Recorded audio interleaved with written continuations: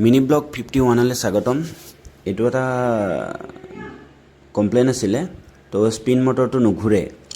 তো বেছি দিন হোৱা নাই, মেচিনটো 25 দিনমান হৈছে ল'বলৈ।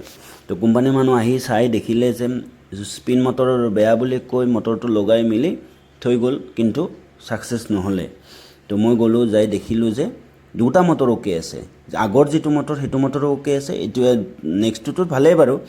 তো মই খুলি মেলি আগৰ নতুন মটৰটোৱে লগাই দিলোঁ। এনেকৈ লগাই দিয়াৰ তো প্ৰব্লেমটোৰ মেইন কাৰণ হৈছে তোমাৰ যিডাল চেফ্ট হয়, মটৰৰ চেফ্ট আৰু ড্ৰামটোৰ যিডাল পুলি থাকে সেইটো ভালকৈ লগা নাছিলে চাগে, সেইকাৰণে ভালকৈ ঘূৰা নাছিলে।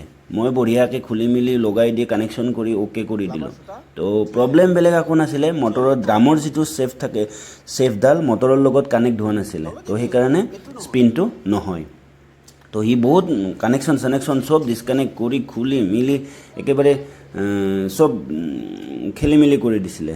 তো মই গোটেইখিনি ঠিক ঠাক কৰি পেলাই মেচিনটো বঢ়িয়াকৈ চলাই দিলোঁ।